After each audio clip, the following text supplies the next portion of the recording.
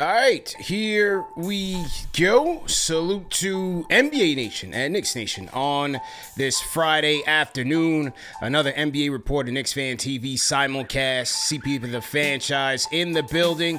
On today's show, we're going to go inside the numbers of the NBA, man. Lots to talk about when it comes to dollars and cents and the National Basketball Association, including the new TV deal, teams up for sale.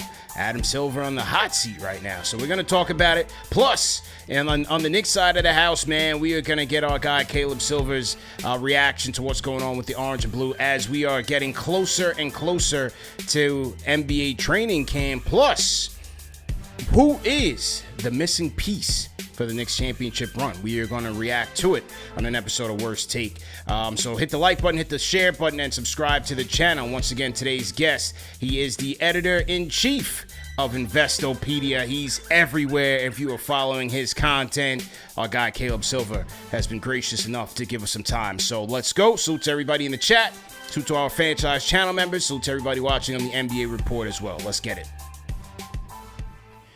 All right, man. Caleb, happy Friday, man. How you feeling, man? I'm feeling great. You know what time it is. Yeah. What's up, Knicks Nation? What's up, Knicks Fan TV? Number one show for the fans. Absolutely. By the fans. Absolutely. And you know what time it is, CP? 33 days. 30 until tip-off days. at MSG against the Cleveland Cavaliers. I can't wait to get the regular season started here. I am so pumped up for New York Knicks season. Let's go. Yeah, man. I'm super hyped about it. And it felt like, you know, with all the Knicks news kind of was sprinkled in over the offseason in like good intervals where we didn't really have much of an offseason, right? Because they got deep into the playoffs, Eastern Conference Finals, almost get to the finals. So that was crazy. You were with us every step of the way.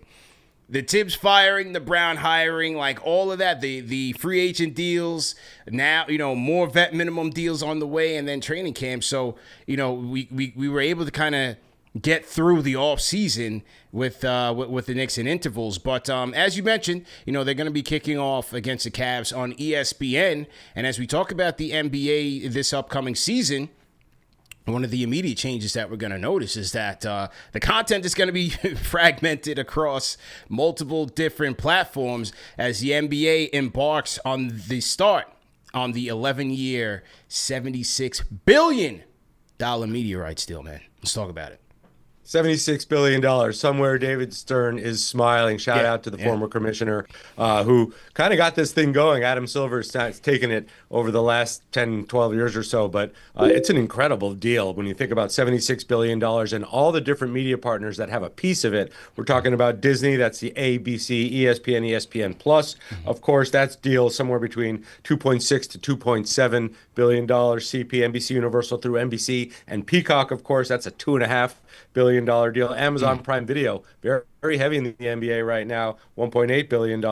And all of this is driving more and more revenue towards the NBA. And the NBA is taking in somewhere between $9 and $11 billion. The business of the NBA has just gotten bigger and bigger. The valuations around the teams have gotten bigger and bigger. And so have the salaries, all of this mushrooming up into this global powerhouse franchise right now. And, you know, on the other side of it are fans like us trying to get tickets and see our favorite teams, you know, paying a couple $100 or at least here at the Garden. But, you know, ticket prices are crazy right now. Yeah. Luxury taxes are crazy. Everything's big in the NBA. Everything is big and magnified. And, you know, what do you think about Adam Silver? Had met with the media last week or the week before that, and he was asked about access, you know, that lack of access. You talked about it. Ticket prices are going up. And now with the content kind of being fragmented, okay, Monday it's on this network and Tuesday's this, it's all over the place. And his reply was like, basically, well, we also have the highlights for you too, so you can catch the House of Highlights for the abbreviated version. What would you think about that?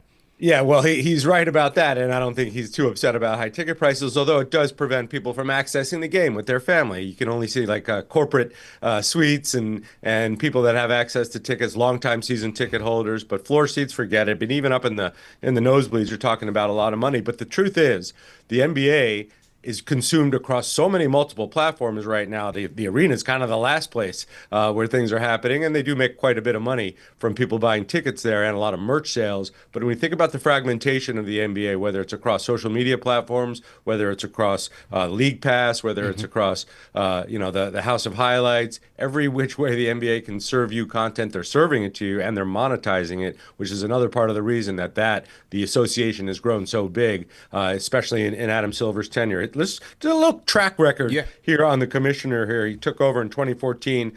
His contract goes all the way through the 2029 season. We don't really know how much he makes, but commissioners typically make at least 10 million plus incentives, at least. So you got to think with the success the league has had, he's got to be making at least that. League revenue went from about 4.6 billion when he took over in 2014 to $11.3 billion last year. You talk about those media rights, you talk about the luxury taxes, we can get into how the NBA makes its money, and franchise values, GP, in that time went from $1.1 billion to $4.6 billion average today. So if you've been a team owner, you have benefited very handsomely from the rise. And then the media rights deals are crazy. There were $24 billion in 2016 to 2025, and this deal just ended. Now, of course, $76 billion. Talk about inflation. You're seeing it on the court. Yeah, major. And look, every commissioner's job when they enter into these major sports is to increase the league's exposure and increase the revenue. And Adam Silver has definitely spearheaded that.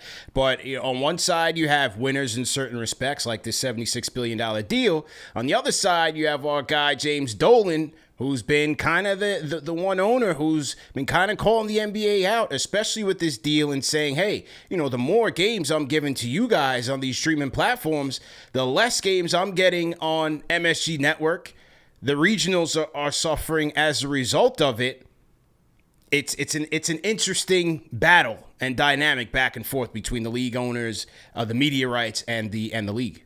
It gets even more complicated because teams like the Knicks or the Lakers that have massive salary caps and luxury tax issues are also paying the league on those luxury taxes. Right. So they're paying into the league. They're losing revenue from the lack of games that they're giving up to the NBA through its deal. Some of that gets passed back through, but it's not the same. The valuations of these teams, talking about the Lakers, the Celtics, which just sold recently at a valuation over $10 billion, are a lot of that is baked into their coverage. So their regional cable channels are a big part of that, and a lot of them own or have big pieces of their regional cable channels. So when you start to dilute that, you dilute the valuation, even though valuation just seems to be rising. So it's a tricky media landscape for the NBA right now, but money just keeps pouring in, and it keeps pouring in from the biggest sponsors out there. For sure. Let's talk about some of the advertising deals that the NBA is entering into this season. We have a lot of the carryover, the State Farms and things of that nature. But who do you have this year?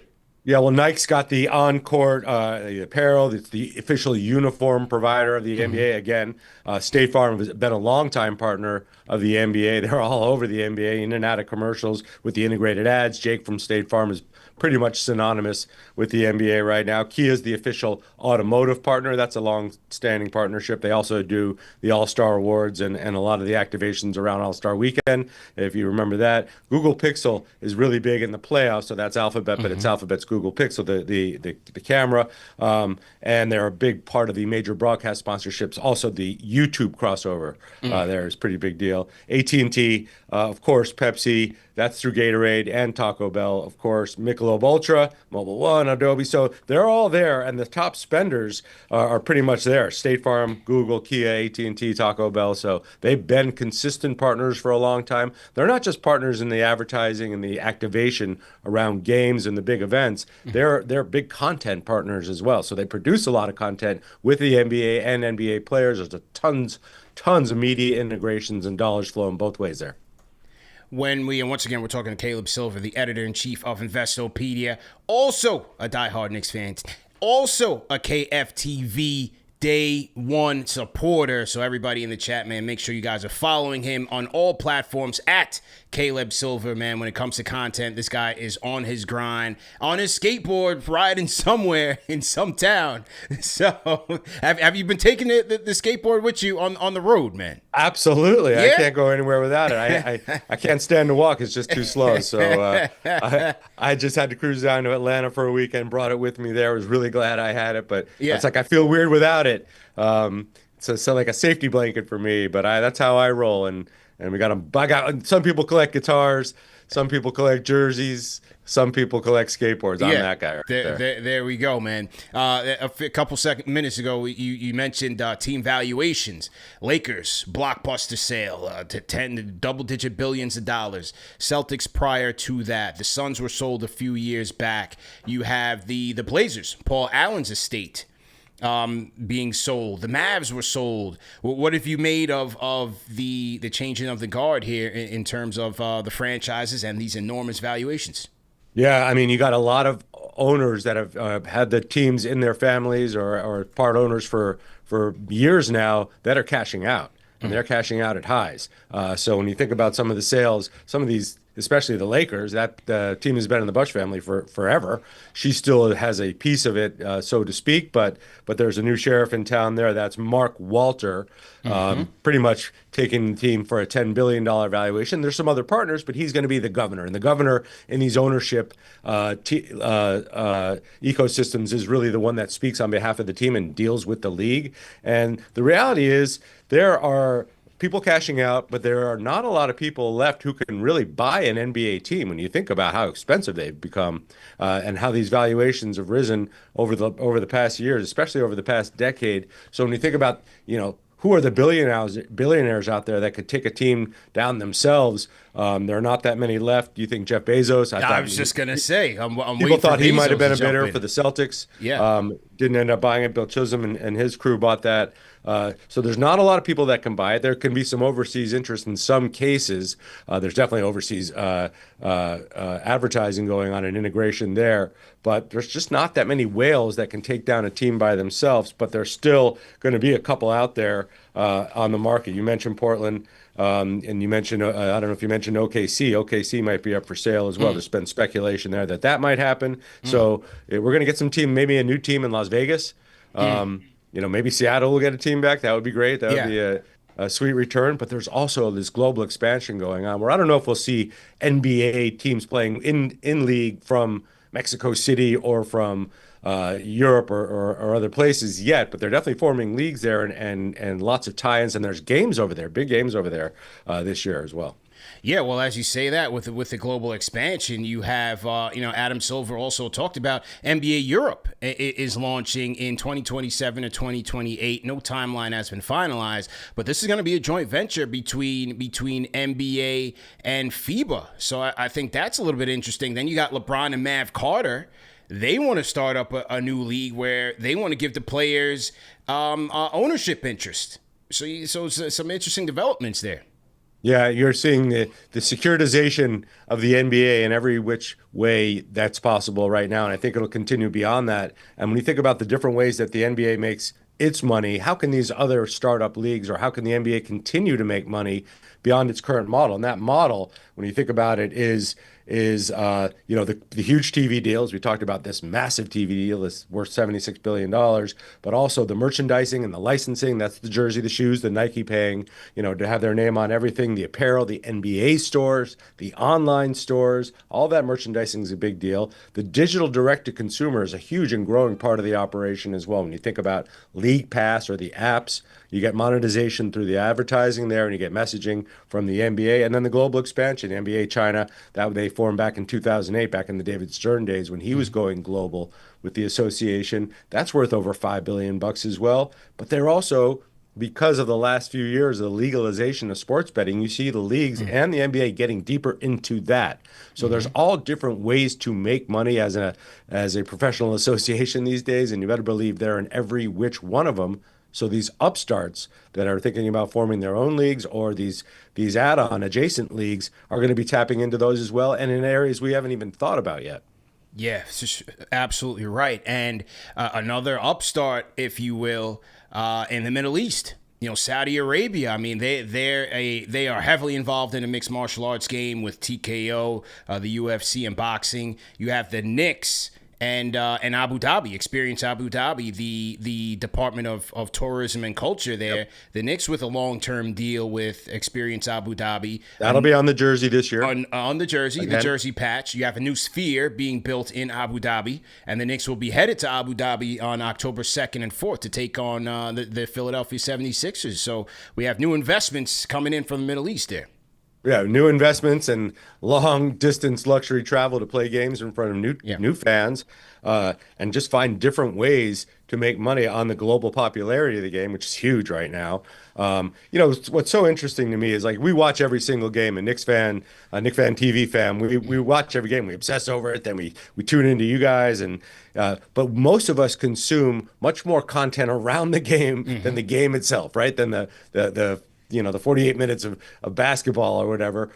People are consuming 6, 7, 8, 9, 10 times that just between podcasts, things like Knicks Fan TV, reading about it online, watching highlights. So there's plenty of ways to make money off of that engaged audience, and the NBA has definitely figured it out.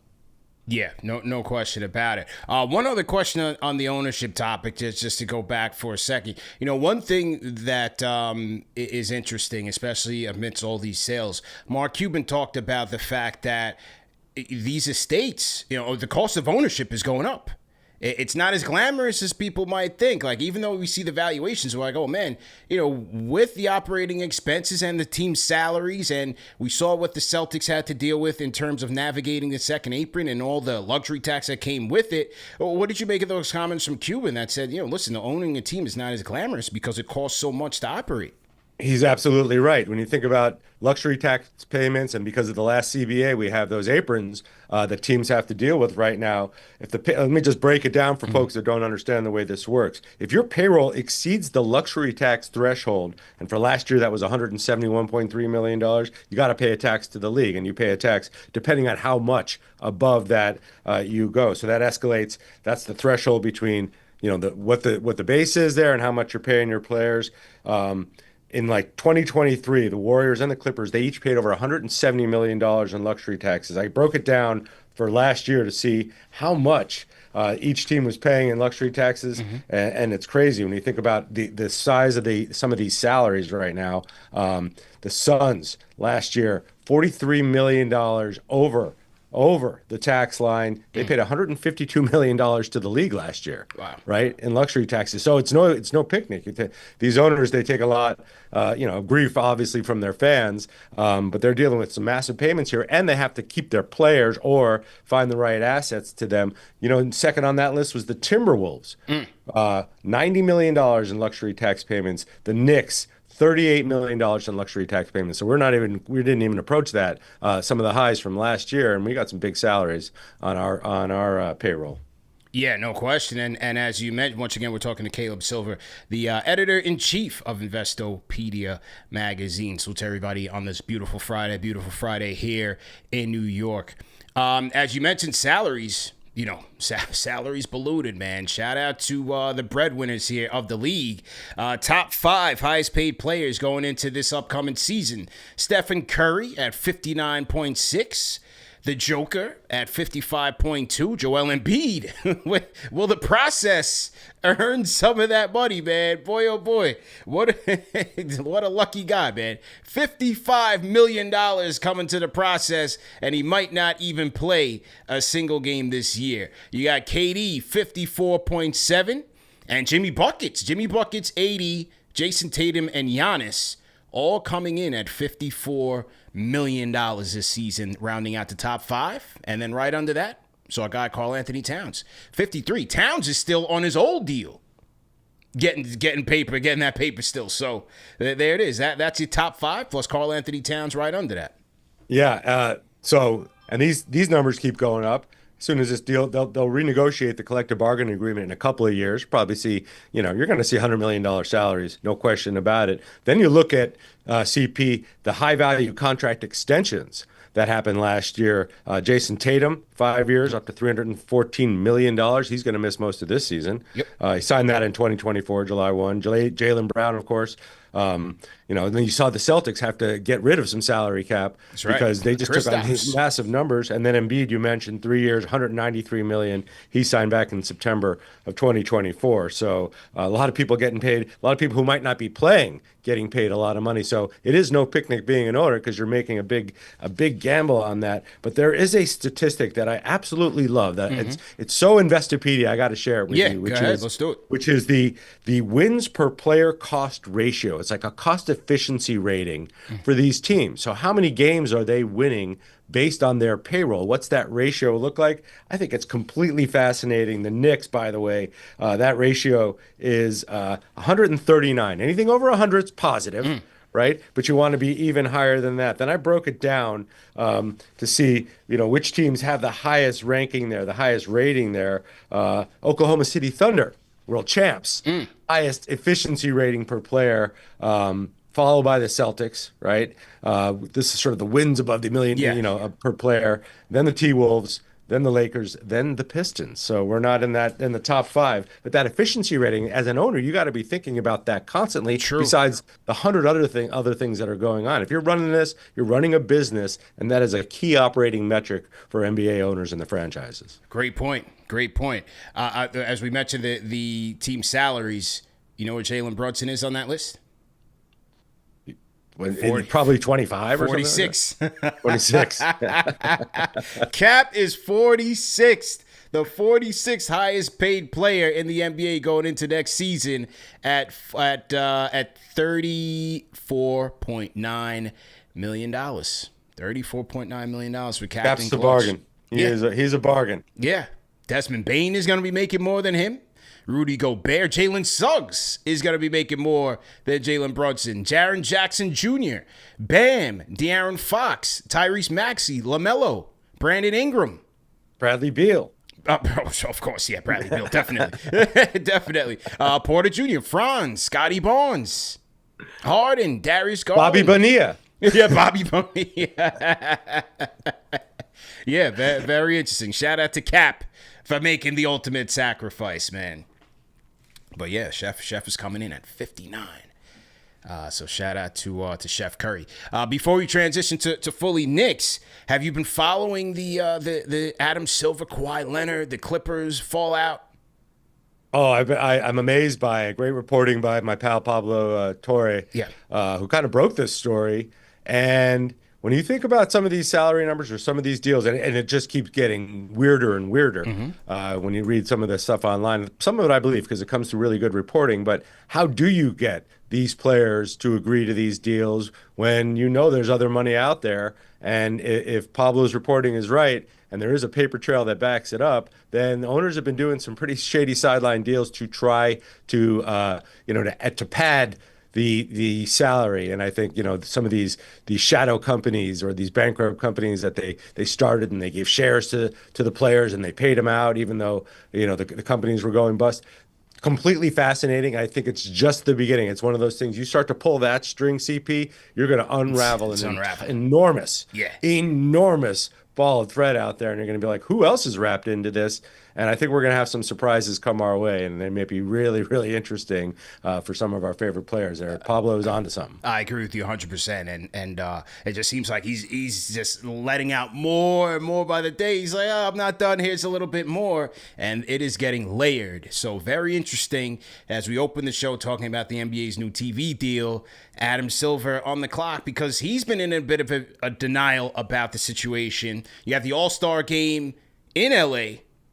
And with the league entering this deal, looking at the next new scandal. So, maybe he's earning his money after all, Adam Silverman. Yeah, well, they find a way. But also, between the deal that went down with Luka Doncic and a lot of the things that happen in the league where you almost can't believe it. It just seems too unbelievable to be true. Usually there's a lot more going on than we'll ever know. And I think in this case, and in a lot of cases with some of these big salaries or some of these big star players, especially the ones that have cachet and can throw their weight around, I think owners have made some really interesting and potentially dangerous deals to try to make sure that they land the players that they want or that they think their franchise needs.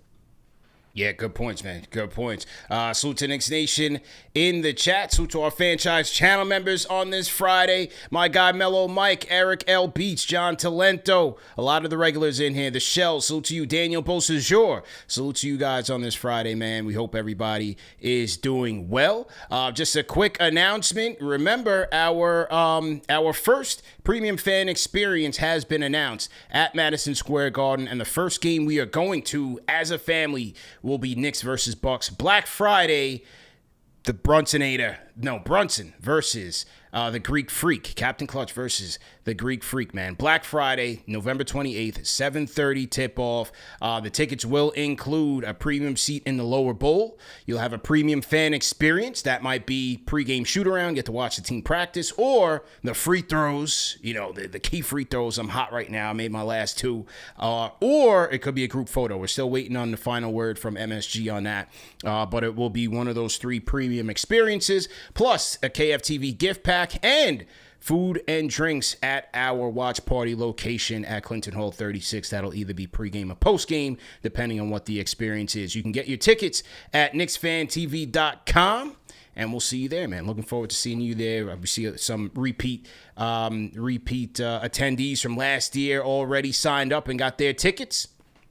So make sure you guys are signing up at KnicksFanTV.com to get yours. And also, as we talk about the season, our digital calendar is now available. We have the whole Knicks schedule programmed to go directly to your phone calendar, whether you have an iPhone or an Android phone. And within those links, within those notifications, when you get those calendar notifications, you will have links to post-game live. You will have links to tickets if you need tickets for the game that night.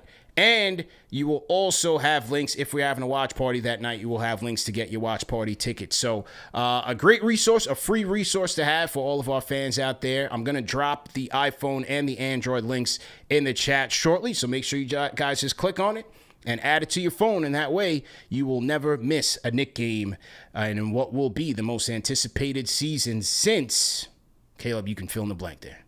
Since 1973. Talk about it, man. How you feeling right now, man? Come on, man. We have been waiting so long for a chip. And look, it's great to have a really competitive team. This is a team we can all get behind. They have taken us, as deep as we've been in the playoffs in a very long time. And it's a really likable team, right? But we got to taste the chip. We got to taste the championship. And I know, everybody wants that, and it's super hard to do it. But people got to remember the NBA season is a battle of attrition. We've managed, knock wood, to stay relatively healthy, absent Mitch and a few games here and there. Staying healthy, being consistent, finding like a good team philosophy and a good vibe and rhythm together is the most important thing. But being healthy come spring, that's everything, because we see what happens in these playoff games. We had our shot. We had a window last year because some key people went down, and we maintained our health. So I'm optimistic about it. But yeah, I think this is as hopeful as we've been as far as I can remember as a Knick fan.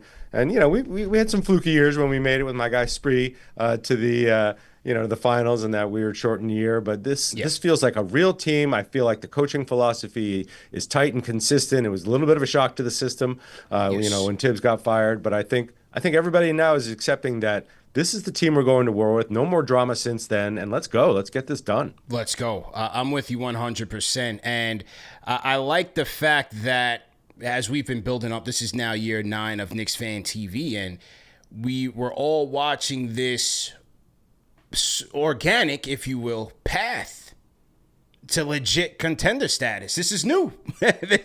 This is new for us. We have not seen that. After the 90s, we were always chasing the dragon, chasing the big name. Who's going to be the guy that's going to save us? We need the savior. We need that white knight. And it's never come, right? We've had the big names. We haven't had big success. But they've been building this thing brick by brick. Brunson, getting lucky there, Hart trade, OG trade, Cat trade, and this has been kind of an unorthodox, if you will, because it's not really led by homegrown talent, but it's been an unorthodox build that's gotten them to legit status. And that's what you have to do in today's NBA. Shout out to you and Ian Begley. Had a great conversation about this, about the masterclass, really, that Leon Rose and Will Y. West have been putting on here in general management and managing and putting together a team for this decade, for the way the NBA works today. It is not easy, right? There's the personality part of it. There's the salary cap part of it. There's the baggage part of it. There's all the, the different things you have to navigate to assemble a team that you can have a realistic run with for 3 to 5 years. And it's really hard to do that. Just think about players like KD. How many teams has he been on in the last 5 to 6 years? It's hard to keep people around. And it's hard to keep people happy. So this has been, as Ian and you talked about, a masterclass. People, if they haven't seen that show, they should check it out, because you love hearing you guys break it down. And that's what you need. And hopefully that's enough, plus health. Health is everything in this league, especially if you have solid talent. And when you look, there's, the Celtics have gotten weaker, obviously, because Tatum went down. And he'll be back, though. Don't think twice about it. He'll be back in the spring. And other teams have gotten weaker. But there's some really strong teams in the East that we're going to have to deal with that have just gotten stronger. Orlando's one of them. That we're going to have to deal with. Atlanta didn't get worse. They're going to be a handful to deal with. Milwaukee's always a handful to deal with, and playing our way through through a season and trying to remain healthy. That's going to be the big challenge. Come playoff time, I like our chances against anybody. And as you said, health is the biggest factor. How do you feel about the new coach coming in and Tibbs gone, and where did you stand on that when it all went down? Yeah, I was a Tibbs fan, but I also did feel like he didn't listen to a lot of people. There wasn't a lot of people getting through to him, just in the way that, we never really got to know the assistant coaches. The only one we knew was Rick, because, he was a former Knick and he's Jalen's father. But you didn't feel like, even though they put him up at halftime, that there was any influence there. And then there were some bonehead plays in the playoffs that are all coaching to me, right? The players have talent. People make mistakes, but I thought that there were some mistakes there may have ended up costing him his job, plus the fact that he was pretty hard-headed once he made up his mind. But that's what you get when you hire Tom Thibodeau. That's the kind of coach he is, and it makes him great. That said, I'm okay with a new voice at the top for the Knicks, with a new coach. Mike's younger, knows a lot of these players. He has a nice style that I think is going to fit our game really well. I want to make sure that we're as tough on defense as we are going to be flying down the court. But I'm ready for the new philosophy. I like the staff that he put together from what I know about them. And he doesn't seem like a high drama coach to me either. And I think that's kind of what we need. We got enough drama going on right now. We just need to buckle down, play hard, find a rhythm as a team, find that sort of, what is the Knick identity now going to look like? What's that going to feel like? And I think he's the right guy to foster that through Jalen and through some of the other veterans too. How do you feel about the bench upgrades? I'm very excited about that. I think that has a lot of potential, especially where the bar was set last year. Again, nothing against those guys. We just needed more talent. Yes, people want to say, well, Tibbs didn't play them. He didn't play them. And now you're looking at them potentially trading some of these guys, and some of these guys not even coming back because it just wasn't all that good. So now you bring in Clarkson, you bring in Yabusele. From what we're hearing, they bring in Brogdon with the intention to keep him and maybe even Shamet. Plus, you get Hart and Mitch off the bench. Gotten stronger, man. Plus Deuce. Deuce. And I'm hoping really that this is Deuce's breakthrough year. He had some moments in the playoffs, but I hope that this is a breakthrough year, 6th man of the year type of year for him, where he just finds his swagger and finally gets paid too. So I love the upgrades. I think Clarkson's a baller. I think he can have one of those, 25-point nights for us when we need it. Cam was like that every third or fourth game, and you never knew. He was the yes. Or please never do that again. Right. That was a fun 47 seconds of playtime. Now you can please go back to cheering on the rest of the team. Right. I like the upgrades. Yabusele, I think, is a beast. And I was a Precious fan, but Precious you couldn't rely on offensively, even though sometimes he would really get things going with a monster jam down the lane. It was his defense and his intensity that we liked, but you need players who can, when they get their back to the basket one-on-one, can put it up and score, in the 50% range and then make free throws. Yeah, you need skill. That was the thing with Precious. He gave you some hustle, especially 2 years ago. Last year was a little up and down with him. He had a couple nice posters, a couple nice dunks that would get you excited, but you needed a bit more skill at that position. And I think Yabusele is an adequate replacement. Today's actually Precious's birthday. Precious, you would turn 26 today. So the rumors out there that the Miami Heat is interested. So we'll see. Hopefully he lands on his feet, man. You want to see guys continuing their career, whether it's with the Knicks or not. So, and he's a good dude too. Yes. Bronx's own. He's a good guy. Exactly. We want the best for him. Bronx finest, man. CB the Fanchise, Caleb Silver in the building. Once again, we want to salute everybody in the chat on this beautiful Friday here in New York. Hopefully you guys are having a good day. If you guys are on the grind, throw us a hashtag grind. We will shout you guys out. The Fanchise channel members are in here heavy, man. Stevie Nicks, I see you. Jack City, what's going on? Mellow Mike always in here. Will Latimer, shout out to Will checking in from the ATL. Shout out to our ATL family as well. All right, Caleb, it's worst take time. Did we do a worst take yet? Where we had you react to any sound bites? I feel like maybe a couple of years ago we might have done one. Okay, so let's bring it back. I'm ready. All right, cool. So. With that being said, let me just find my logo here. Let's take it to Worst Take. And on Worst Take, we go around the NBA media landscape, whether it's a podcast or it's a blog, a newsletter post, or hey, maybe it's even, a crazy comment from your group chat that you guys want us to react to, and we react to it. We give a rating, and we give our response to it. The rating, as you guys know in the chat, 1 being trash, all the way up to 5 being facts. So on the first one, I got 2 clips here that we're going to play here, Caleb. On the first one, we're going to talk about Mario Chalmers. This is Mario Chalmers and our guy Iman Shumpert, where Shump is asking Chalmers, are the Knicks a championship team? So let's hear what Mario has to say here, and we'll have you react to it on the other side. Here we go. New York Knicks 2026 roster is in championship form. You tailing that or you fading it? 2026, JB, Cat, Bridges, OG, fading that. They missing one more piece. What type of piece you talking? I think they're missing that dominant big. I think Cat is decent. Cat is good what he's good for, but You want a true big man. yeah, they need somebody that can really block it and give them a presence on the offensive end too, as well as the defensive end. All right, Caleb. So Mario Chalmers says they're missing one more piece and says that they need a dominant big man. He feels like the big man is the dominant piece. Your thoughts? Yeah, well, we do have the piece. The question is, will the piece be dominant? We saw moments with Cat last year where that was the Cat we wanted, right? Not on D, but Cat's got a beautiful, beautiful offensive game. And if he can be that guy and be a suitable defender, I think we got the piece. There's maybe 3 or 4 big men like the ones he's talking about out there and none of them are available. Yeah. So I don't know what we're talking about here. Like in that case, it's trash to me because we got the guy. The guy's just got to turn it up, earn his paycheck, and play like a champion. And I think if we have a Cat that is 25 points a game, getting boards, at least 5-6 boards a game, making his free throws and not letting his whoever he's guarding take him to the house too many times, that's enough for us. When you think about the other pieces that we have, I think that should be enough for us. So it's a question of him dialing it up. Yeah, I'm with you, man. So what are you rating that, man? 1 being trash, 5 all the way up to 5 being facts. What are you rating that take there by Mario Chalmers? I'm going to give that a 2.2. Okay. All right. Because there is some truth to that, but I think we actually have the piece. The piece just has to play like the piece. You know what? I'm with you. I'll give it a 2 in that regard as well. I was going to give it a 1 because it's Mario Chalmers. He's former Miami Heat. My Heat hater senses go off anytime I hear one of those guys talk. So, I always want to trash him. But I'll give it a 2.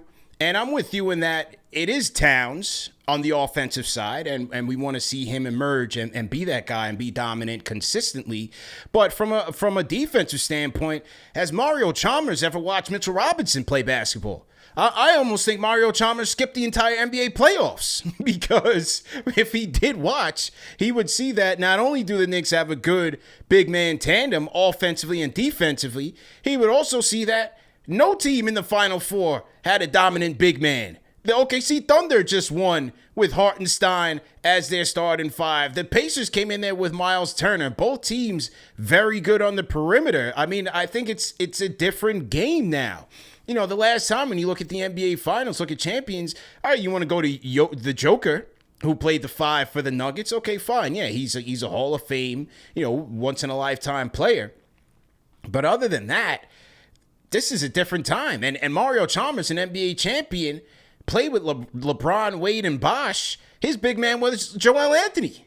So Mario Chalmers, of all people, should understand that you don't necessarily need a dominant big if your team is balanced correctly. Now, where they could be missing the piece, where the piece could be missing, I think, is in that the tertiary ball handler, shot creator.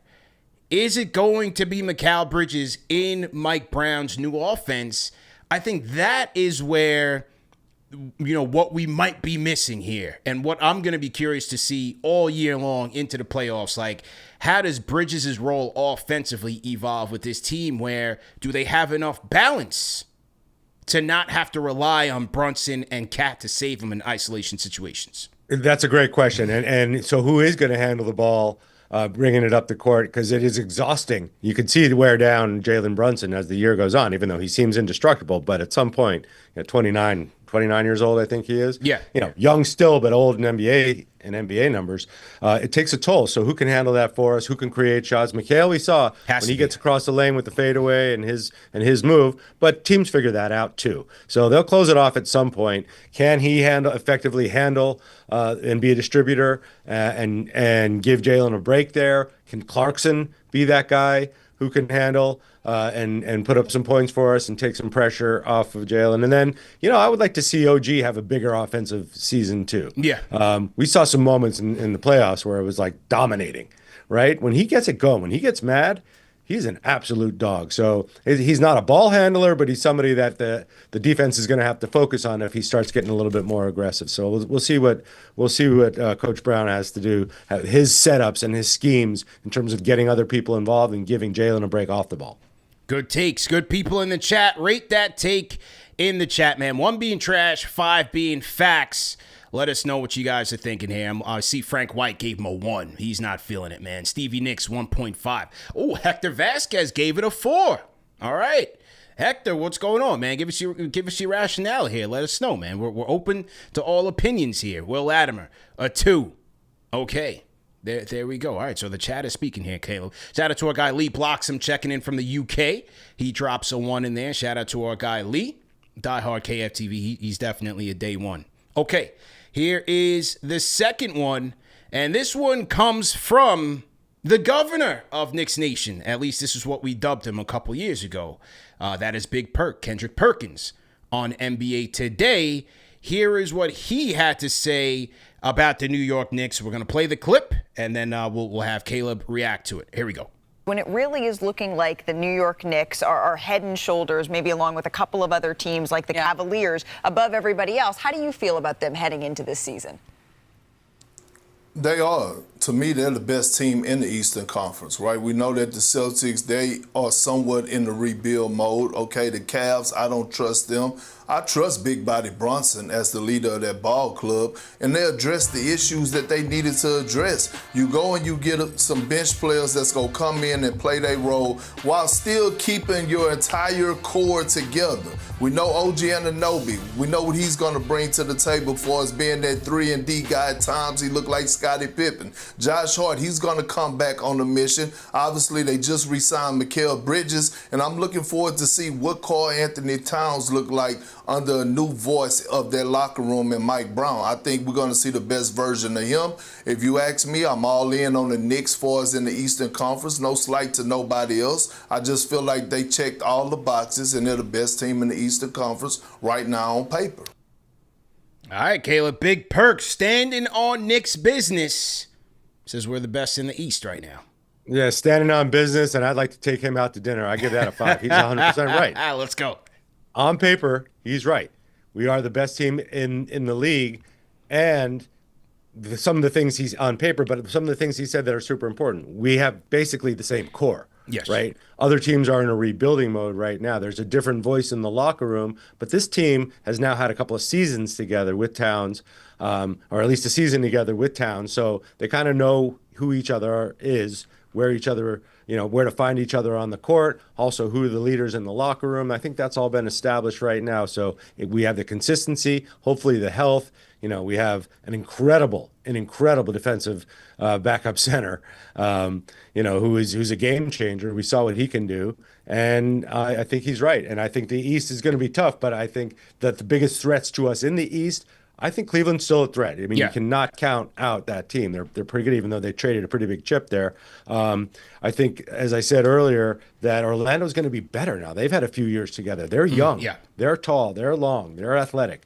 They're going to give us a hard time. And Atlanta, I think, is also better than they were, and they're going to give us a hard time because they always do. But I do think that, we're a 1-2 seed. I think, the betting odds have the Knicks as one of the top, I think, 4th top team in the league right now, which looks just the way it looked at the end of last year, pretty much, for the most part. Oklahoma City being number 1, most likely to repeat, too, and that squad is tough. But we're in the top 4, and that's what you can hope for. Be in that Final Four, be healthy towards the end of the season, make the run. Hopefully you get that window, something breaks the right way, and we're running down 7th Avenue in the back of a Cadillac. There you go. All right, so what are you giving it? 1 to 5, 1 being trash, 5 being facts. Yeah, 5 being facts. Let's go. He's standing on business. He's right. Yeah. The question is, will we play up to it? But I don't disagree with him at all. And I bleed orange and blue, but I do think he's right. And when he doesn't shy away from how he feels. Yeah. Shout out to Big Burke, the governor. I'll give it a 5 as well. With this caveat, I think that we could see this happening in terms of them being the best team in the East come playoff time, because I want to see how do they adjust to this new system. How do they, reestablish that chemistry under this new system? From what we've heard, just from different sound bites and people that are familiar with Mike Brown, the offense will involve a little bit more ball movement, a little bit more player movement. So if that's the case, do they take the ball out of Jalen's hands a little bit more? How does that look? How comfortable will they be in that? The new bench pieces, I want to see what those growing pains look like in the beginning of the season. And so while they go through that, I would expect a team like a Cleveland, who has everything rolling over from last year, including coaching, a strong regular season team, as they've been even before Kenny Atkinson. I think they can kind of pick up where they left off. But in the playoffs, like Big Perk said, I don't trust them. And I think that is where the Knicks will establish themselves as the team to beat in the East, as you said, as long as they stay healthy. Let me ask you this, CP. How do you, when you look at a season, and you're a longtime fan, so do you break it up into quarters, into thirds? Are you going to, when do your evaluations happen? 10 games in, 20 games in? How do you break it up? For this team, it's to me, I think they're going to need a lot of time. We need some time to see how they adjust under Mike Brown. I would say by, All-Star break. Usually if this was Tibbs, we'd say maybe 20 games. Let's see what's going on. But even by All-Star break. But at the same time, man, we've been seeing so many ebbs and flows in a season.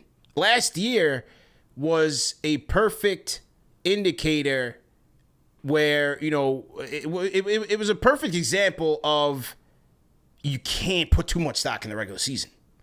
Because look at what happened, right? They couldn't beat the elites. Couldn't beat the C's, couldn't beat the Cavs, couldn't beat OKC. They got washed, and yet and still they found themselves 2 games away from the NBA Finals.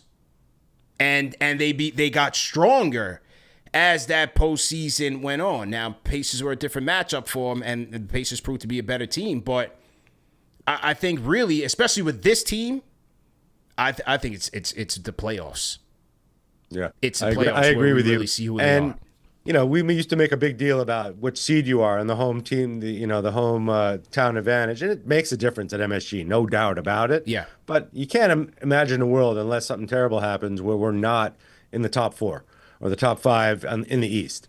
If that's not happening, something's very wrong here. That team is not built that way. So once you're in there, as long as you're healthy going into that stretch and you're in that top 4 or 5, I don't think it matters as much. Knicks prove they really play well on the road.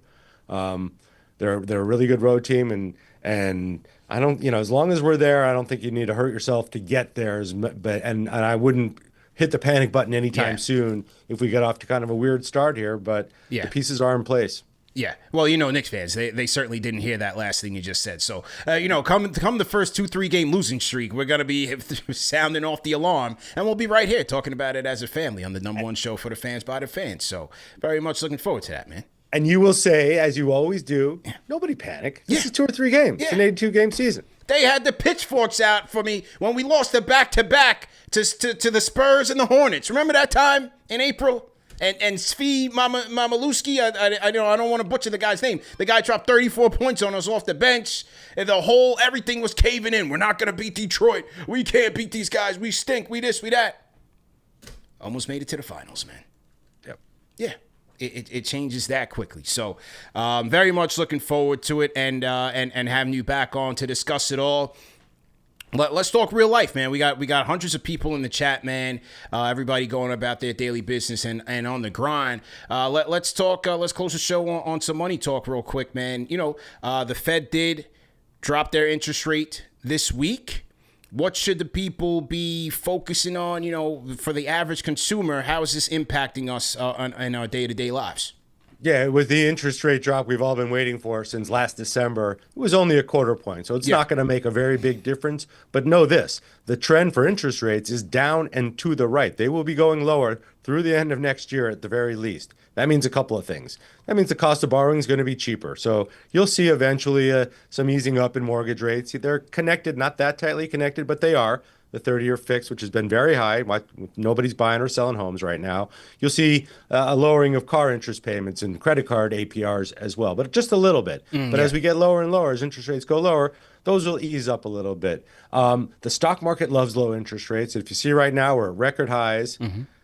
Give me an air horn there somewhere, but we're at record highs, and we've been dancing around record highs for the past few weeks. Corporate profits are good. Interest rates are going lower. There's lots of deregulation. This administration's pretty much in anything goes when it comes to companies making money and making money themselves, so anything goes. And that's good for corporations and their bottom line. So if you're an investor, this has been a heck of a time to be invested in the stock market or in other risky assets, because this is kind of like green light go. And at some point it'll end, because the economy is slowing a little bit. And we feel it in the labor market with the unemployment rate rising and not that many jobs being added every single month for the past few months, massive revisions to last year's jobs numbers. And inflation's popping, and we got tariffs that are adding to that. The flip side, though, of so the economy's slowing and some people are feeling it a lot more than others. But if you're an investor and you own assets and you own stocks, you've been doing very well. Not just this year, not just last year, for the past 10 years. It's been an unbelievable time to be invested. So you have to be in it. You have to be invested if you're going to try to grow your wealth and make it to that next level. And the other part about the lowering of interest rates is the flip side is for those of us that have been enjoying 4 or 5% in the bank in CDs and money market accounts and high yield savings accounts. Those days are coming to an end soon. So if you can lock in a rate with the money you like to have in the bank, lock it in, because rates are going down. There we go, man. Well said.